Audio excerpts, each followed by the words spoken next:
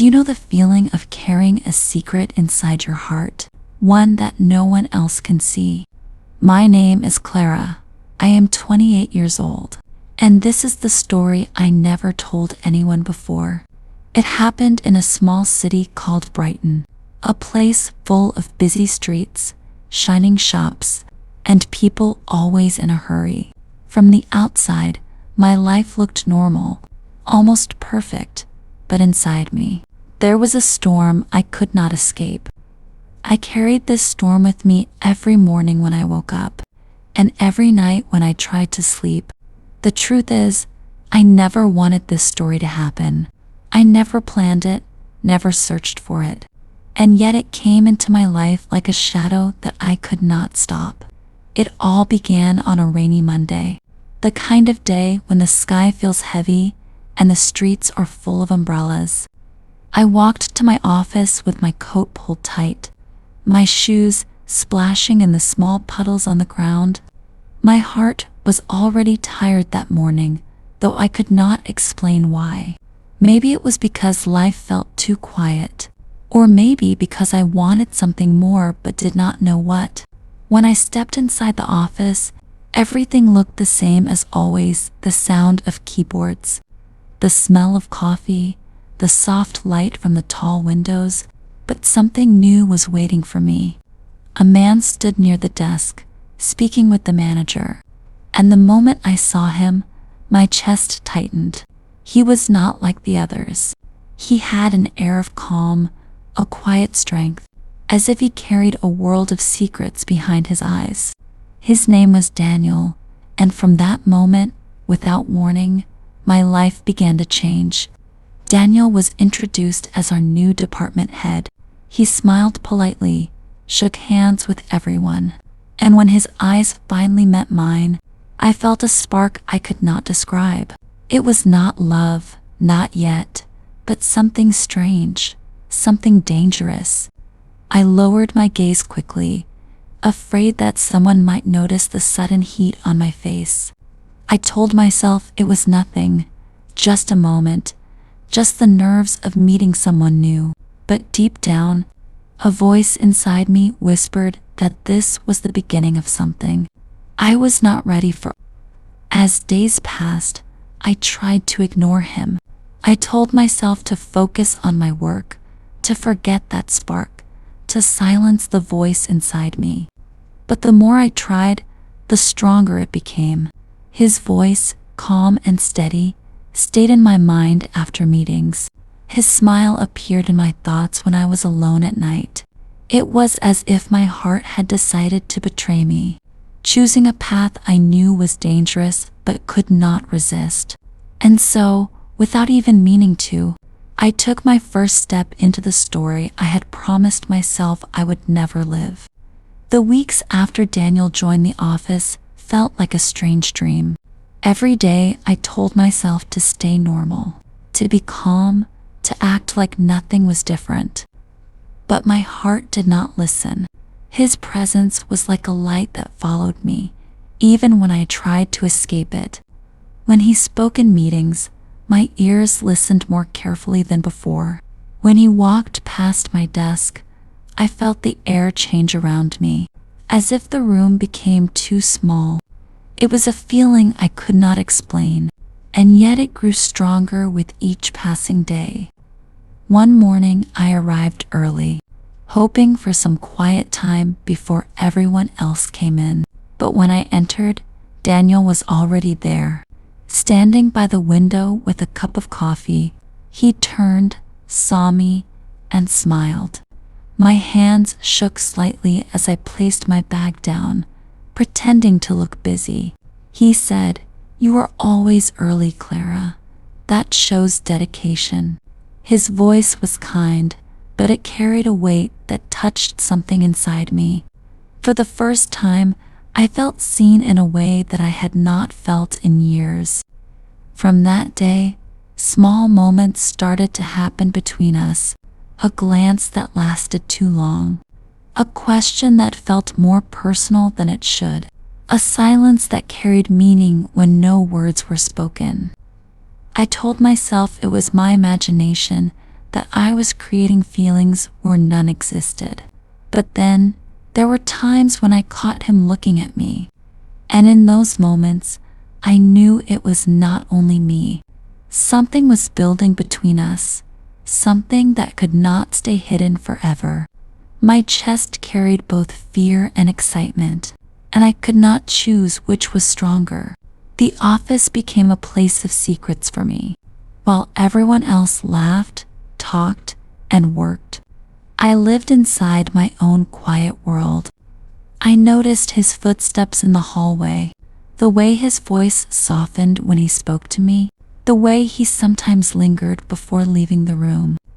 I tried to stop myself, to remember that he was my boss, that this was dangerous. But the more I fought, the more it grew. It was like holding water in my hands. The tighter I tried to close them, the faster it slipped through. Then one evening, after most people had left, I stayed behind to finish some reports. The office was silent, only the sound of papers and the clicking of my pen filling the room. Suddenly, I heard the door open, and Daniel stepped inside. He looked surprised to see me still there, but then he smiled gently and said, "You work too hard. You should take care of yourself." His words felt simple, but they carried something deeper, something I could not ignore. I froze for a moment, my heart racing faster than ever. He walked closer, standing just a few steps away from my desk. The air between us felt heavy, filled with words unspoken, with feelings we both tried to hide. I looked up at him, and for a second, our eyes met without fear. It was in that silence, in that closeness, that I realized the truth. This was no longer only my secret. He knew it too, and even though neither of us spoke the words, everything had already changed between us. The days that followed were heavy with silence. Daniel and I did not speak about that moment in the office, but it lived between us like an invisible fire. I could feel it when he walked into the room, when he stood near me, when his eyes searched for mine but quickly looked away. It was beautiful and painful at the same time, a feeling that gave me life but also stole my peace. I knew deep inside that this love was not safe, but my heart refused to listen. Then one afternoon, I saw something that broke me. Daniel was standing outside the office, speaking on the phone with someone. His voice was softer than I had ever heard, full of warmth, full of care. When he ended the call, I asked if everything was all right. He smiled in a way that was kind but distant and said, "That was my wife. She worries when I work too late." The word wife hit me like a storm. My chest felt tight, and the air around me disappeared. In that single moment, I realized the truth I had been avoiding. That night, I could not sleep. I stared at the ceiling, listening to the sound of my own heartbeat, louder than ever. I asked myself how I let my heart go so far, how I ignored the signs, how I forgot my own worth. The pain was deep, but behind the pain, there was a whisper. It told me that this was not the end of me. It told me that love, even when it hurts, can teach us to rise. I held on to that whisper like a rope, and slowly I began to breathe again. The next morning, I looked at myself in the mirror, and for the first time, I did not see a woman broken by love. I saw a woman who had faced her heart and survived. I told myself, "You are enough. You do not need to hide in someone else's shadow to feel alive." My reflection looked back at me, stronger than yesterday, ready to walk a new path. It was not easy, but step by step, I chose myself. I chose my dreams. I chose my future. In the weeks that followed, I poured my energy into growth. I worked harder, not for him, but for me. I read books, I practiced new skills, and I took small steps toward the life I wanted. Every time I felt weak, I reminded myself of the lesson: love should never take away your strength. It should help you shine brighter.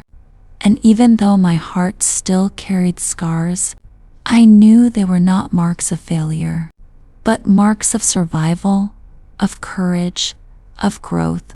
If you are listening to this story now, I want you to remember something important. Life will break your heart sometimes, but it will never break your spirit unless you let it. You are stronger than the pain, bigger than the loss, and braver than the fear. Your story is not over. You still have dreams to chase, people to meet, and victories to win. So hold on, believe in yourself, and never forget that you are enough, just as you are. If this story touched your heart, take this moment to reflect on your own strength. Tell yourself, I can rise, I can grow, I can start again. And if you want more stories that help you learn English while touching your soul, make sure to subscribe, like this video, and share it with a friend who needs hope today.